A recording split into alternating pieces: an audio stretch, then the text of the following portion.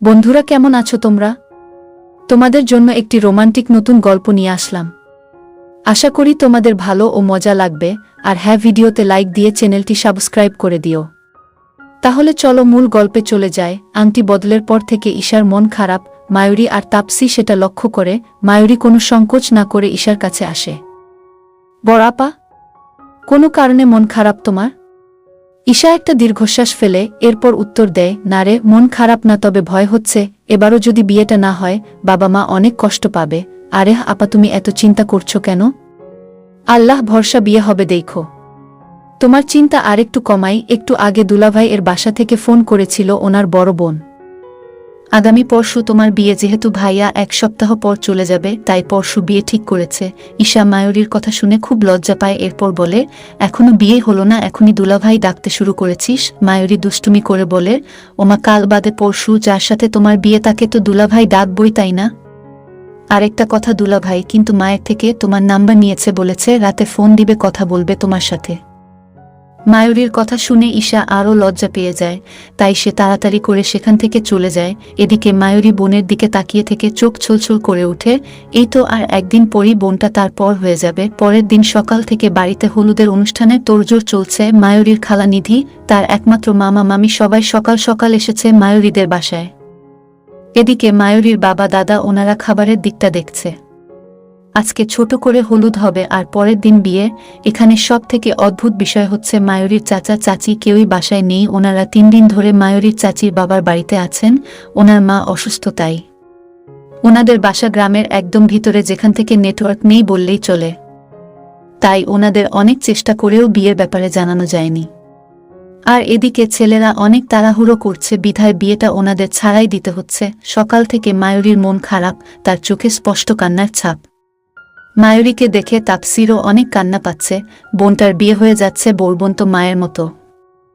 এই বোনটা তাদের মায়ের মতো আগলে রেখেছে, সবসময় বিশেষ করে মায়ূরীকে। কিন্তু যত যাই হোক, মায়ূরী চায় ঈশার বিয়েতে যেন কোনো সমস্যা না হয়। সে মনে প্রাণে বোনের খুশি চায়। হুজুরের সেদিনের কথার পর থেকে ওদের বাসার সবাই মোটামুটি এখন নামাজ আদায় করে সময়মতো। মায়ূরী বোনের সুখের জন্য 2 রাকাত নফল নামাজ পড়ে তার জন্য দোয়া করে। দোয়া করতে যেয়ে কেঁদে দেয়। এটা শাইনি বেগম দেখে ফেলেন। তিনিও আড়ালে চোখ মুছেন। কেউই ঈশার সামনে কাঁদে না, কারণ ঈশা এসব দেখলে সে অনেক ভেঙে পড়বে। এমনিতেও মেয়েটা অনেক কষ্ট পেয়েছে এতদিন। বিকালবেলা তাপসী ঈশাকে নিয়ে পার্লারে গেছে। মায়ূরী যায়নি, কারণ হলুদের স্টেজ সাজানো থেকে শুরু করে সবকিছু দেখাশোনা করছে সে। প্রচুর ব্যস্ত। মায়ূরী চায় না বোনের বিয়েতে কোনো কমতি থাকুক, হোক না সেটা ছোট করে, কিন্তু সবকিছু সুন্দর এবং পারফেক্ট হতে হবে। তাই সে নিজে দায়িত্ব নিয়ে সব করছে। এদিকে কাজ করতে করতে মায়ূরীর খুবই খারাপ অবস্থা। কাজ শেষ করতে করতে মাগরিবের আজানের সময় হয়ে গেছে, তাই মায়ূরী তাড়াতাড়ি গোসল করে নামাজ আদায় করে নেয়। নামাজ শেষ করতেই দেখে সব আত্মীয় স্বজন চলে এসেছে। সবাই খুব সেজে এসেছে। এদিকে মায়ূরী কাজ করে একদম ক্লান্ত। সে যে দায়িত্ব হাতে নেয় সেটা শেষ না করা অবধি উঠে না, যার কারণে তার রেডি হতে দেরি হয়ে গেছে। অপরদিকে ঈশা, তাপসীও চলে এসেছে। সবাই জোর করছে ঈশাকে স্টেজে বসার জন্য, কিন্তু ঈশা না করে দিয়েছে। ঈশা সোজা চলে আসে মায়ূরীর কাছে। দেখে মেয়েটা এখনো কাজ করে যাচ্ছে, তাই ঈশা মায়ূরীর কান মলে দেয়। এরপর রেগে বলে, কি রে, তুই এখনো রেডি হস নাই কেন? তুই জানিস না আমি তোদের ছাড়া স্টেজে বসবো না? মায়ূরী এবার কেঁদে দিবে এমন অবস্থা। সে নিজেকে অনেক কষ্টে সামলে নিয়ে বলে, আচ্ছা আপু, 1 মিনিট দাও, আমি রেডি হচ্ছি।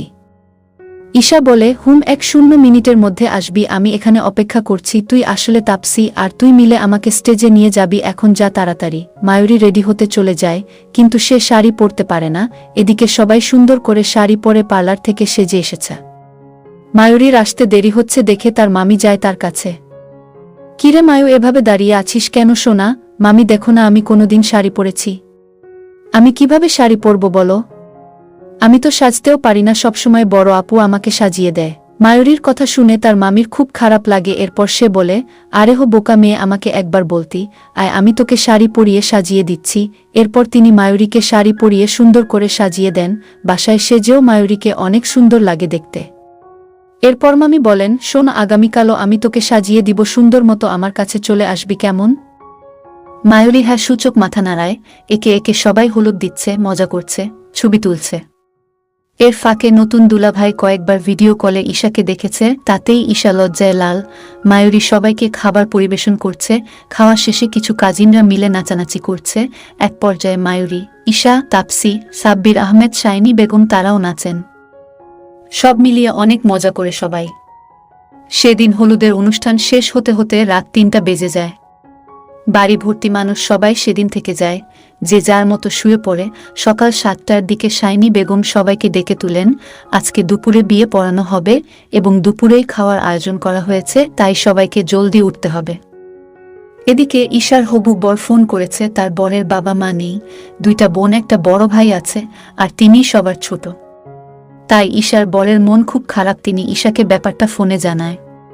ঈশা বিষয়টা বুঝতে পেরে তার মন ভালো করার জন্য বলে, সোহেল, এই দেখো তো আমার হাতের মেহেদিটা কেমন হয়েছে। সোহেল, ঈশার হবু বর, তার বউয়ের কাণ্ডে হেসে দেয়। এরপর বলে, হুম্মু, খুব সুন্দর হয়েছে। ঈশা বলে, আচ্ছা, এখানে তোমার নামের অক্ষর দেখতে পাচ্ছ কোথাও? সোহেল অনেক খুঁজেও যখন পেল না, তখন দুষ্টুমি করে বলল, আচ্ছা, এখন তো খুঁজে পাচ্ছি না, রাতে ঠিকই খুঁজে পাবো। এই বলে শয়তানি হাসি দেয়। ঈশা লজ্জায় ফোন বন্ধ করে দেয়। এরপর মনে মনে সোহেলকে একটা বকা দেয়। অসভ্য। ঈশার সাথে তাপসি গেছে পার্লারে। যেহেতু বিয়ের খাবারের এবং সব আয়োজন সেন্টারে করা হয়েছে, তাই মায়ূরী 1-2টার দিকেই রেডি হয়ে সেন্টারে চলে গেছে। যদিও এত কম সময়ে সেন্টার পাওয়া যায় না, কিন্তু তাদের মামার পরিচিত ছিল বলে ম্যানেজ হয়েছে। সাব্বির আহমেদের কোনো ছেলে নেই, তাই মায়ূরী ছোট হয়েও তার বাবার সাথে কাঁধে কাঁধ মিলিয়ে কাজ করছে। সে চায় না বাবার উপর সব চাপ পড়ুক, তাই সে বাবাকে সবভাবে সাহায্য করছে। এদিকে জামাই চলে এসেছে, তাদের আপ্যায়ন করা। সব মিলিয়ে শাইনি বেগম, সাব্বির আহমেদ, মায়ূরী একদম হিমশিম খাচ্ছেন। আর ওদিকে ঈশার আসার নামগন্ধ নেই। প্রায় অনেকক্ষণ পর ঈশা, তাপসি ওরা আসে পার্লার থেকে। ওরা আসতেই সাব্বির আহমেদ রেগে যান। এরপর বলেন, এটা কেমন ব্যবহার তোমাদের? মেহমান এসেছে সেই কখন, এত দেরি হলো কেন? আর পার্লার তো কাছেই, এত দেরি কি জন্য হলো? তাপসি বাবার ধমকে ভয় পেয়ে যায়। এরপর বলে, বাবা, অনেক বড় সিরিয়াল ছিল আজকে, অনেকের বিয়ে, তাও দুপুরেই, তাই একটু দেরি হয়ে গেছে। এদিকে ঈশা মাথা নিচু করে রেখেছে। সাব্বির আহমেদ আর কিছু না বলে তাদের বসতে বলে। এরপর ঈশা যে স্টেজে বসে। ঈশা আসার 5 মিনিট পরেই কাজী আসে বিয়ে পড়াতে। বিয়ে পড়ানো শেষ করে বর কনে খেতে বসে, সেই সাথে মায়ূরী আর তাপসিও খেয়ে নেয়। বিদায়ের সময়টা খুবই বেদনাদায়ক হয়।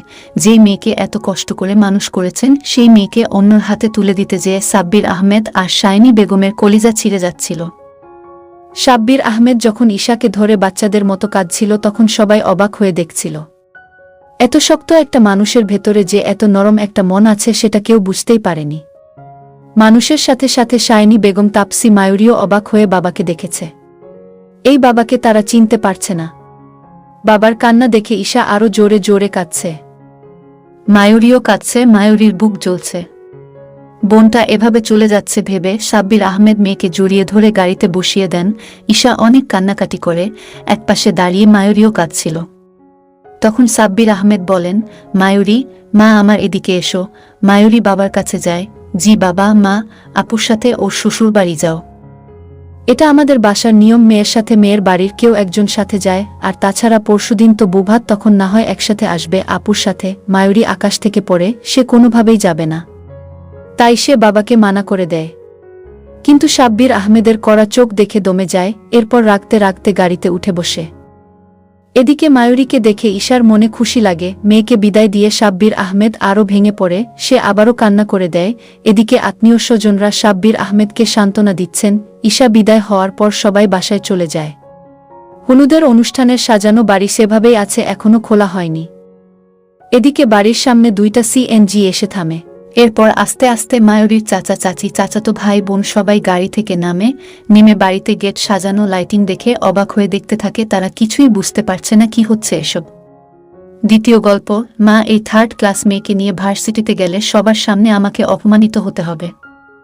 তুমি কি চাও তোমার ছেলের মান সম্মান নষ্ট হোক? অভ্র মায়ার দিকে এক নাগারে কথাগুলো বলে যায়। এতে যে মায়ার ছোট্ট মনে গুরুতর আঘাত লাগছে, সেদিকে মনোযোগ দেওয়ার প্রয়োজনবোধ করে না অভ্র। মায়ের চোখ দিয়ে কেবল পানি ধরছে। কিছুক্ষণ আগে অভ্র মায়ের ভার্সিটিতে ভর্তি হওয়ার কাগজটা ছিঁড়ে টুকরো টুকরো করে ফেলে। এই মেয়ে বারবার আমার সামনে কেন আসে? আমার কাছ থেকে আমার সবচেয়ে প্রিয় মানুষটাকে কেড়ে নিয়ে ওর শান্তি হয়নি। আর কি চায় ও কথাগুলো মায়ের চোখের পানির ধারা আরও বাড়িয়ে দেয়। ফ্লোরে পড়ে থাকা টুকরাগুলো কুড়িয়ে নিজের ঘরে চলে যেতে চায়, কিন্তু সেই সময়টুকু অভ্র মেয়েকে দেয় না। মায়ের হাতটা ধরে তার গালে সজোরে এক থাপ্পড় মারে অভ্র।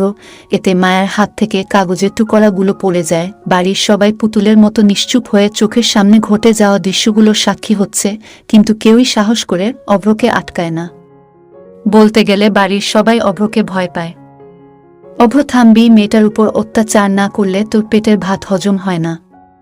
মায়া, তুই ঘরে যা, তোর জন্য আমি আরেকটা ফরম কিনে আনব। ভাইয়া, তোমার লাই পেয়ে পেয়ে এই মেয়ে আমাদের ঘাড়ে চড়ে নাচছে। নিজের মা বাবাকে তো খেয়েছে, এখন আমাদের পরিবারের একটা ক্ষতি করা না পর্যন্ত এই মেয়ে থামবে না। নিজের সম্পর্কে এত খারাপ কথা সহ্য হলো না মায়ার। অন্য সময় যে তার সাথে সবাই ভালো ব্যবহার করে এমন না, তবে অভ্র ভাইয়া যেন তাকে সহ্যই করতে পারে না। মায়া শান্ত স্বভাব এর মেয়ে হলেও অভ্রর বলা শেষের কথাগুলোতে তেতে উঠে। মায়া, এতিম হওয়ায় এত অপমান করার সুযোগ পাচ্ছেন আপনি। আপনি খুব ভালো করেই জানেন যে ওই ঘটনায় আমার কোনো হাত ছিল না। তাও দিনের পর দিন আমাকে দোষারোপ করে আপনি কি যে শান্তি পানটা আমার জানা নেই। যত বড় মুখ নয় তত বড় কথা। আমার ভুল ধরানোর তুই কে? আমাদের ঘাড়ে বসে অন্য ধ্বংস করছিস। অভ্র, ছাড় মায়াকে। না আরিহান ভাইয়া, ওনাকে ওনার শরীরের সকল রাগ আমার উপর ঝাড়তে দাও। প্রতিদিন একটু একটু করে মা রার চেয়ে আমাকে একবারে মেরে ফেলুক। মায়ের কথাগুলো শুনে আর তার অগ্নি চোখের দিকে তাকিয়ে অভ্র জোট হারিয়ে ফেলে। আস্তে আস্তে করে হাতের মুঠিটা ঢিলা করে ফেলে, যেটা দিয়ে মায়ের ঘন কালো চলে ধরেছিল। কি হলো, থামলেন কেন? করুণ, মেরে ফেলুন আমাকে, আমি আমার মা বাবার কাছে যাব। তাতে আপনারও জ্বালা জুড়োই, আর আমারও। মায়া, প্লিজ আমার জন্য ঘরে যা। আমি দেখছি এখনটা বাড়ির এতগুলো মানুষের মধ্যে এই আরিয়ান ভাইয়াই মায়ের কথা ভাবে। তাই আরিয়ান ভাইয়ের কথা মায়া ফেলতে পারল না। তাই মায়া চলে যেতে উদ্যত হলো। আপনাকে আমি কখনো ক্ষমা করব না। আপনাকে নিজের কর্মের জন্য একদিন আফসোস করতে হবে।